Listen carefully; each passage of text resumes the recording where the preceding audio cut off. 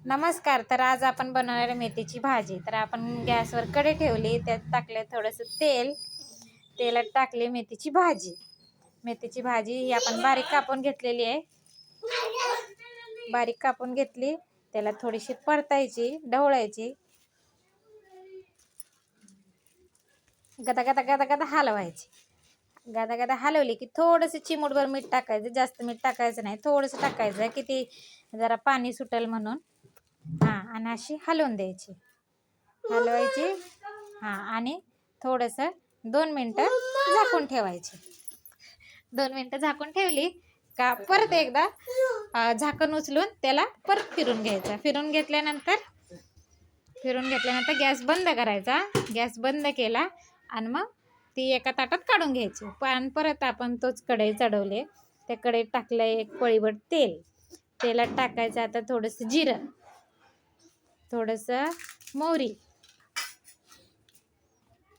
ही आपण मोहरी घेतली, थोडीशी मोहरी टाकायची. लसूण आणि मिरची जे आपण कापून घेतले ते टाकायचं. थोडंसं लसूण मिरची तर गदा ढवळायचं, थोडंसं लाल होऊ द्यायचं, म्हणजे त्याचा स्वाद चांगला येतो. कांदा टाकलाय आपण, कांदा बारीक कापून घेतलेला आहे तो टाकायचा. एक कांदा घेतलाय आणि मीडियम साईजचा एक टमाटर घेतलाय.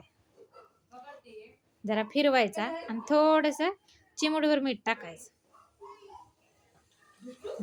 कांदा टाकला, टमाटो टाकलं, बटाटा टाकलं.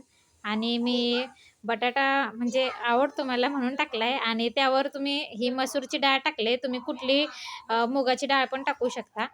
आणि थोडंसं मीठ टाकलंय कारण की कांदा टमाटो शिजेल लवकर म्हणून, नाहीतर ते कांदा ना कसा कच्चा कच्चा राहतो. थोडंसं ढवळून परतून घ्यायचं. परतून झालं की थोडीशी हळद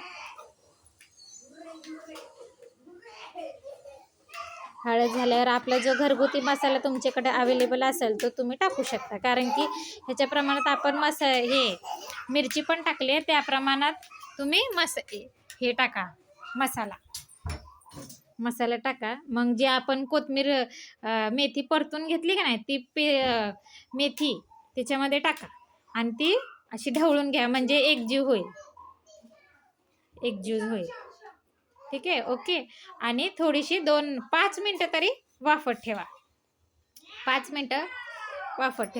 मिनटांनी मग झाकण उघडून परत एकदा चालवून घ्या, म्हणजे मेथीची भाजी वर खाली करून घ्या. नाहीतर ती खाली लागून राहील.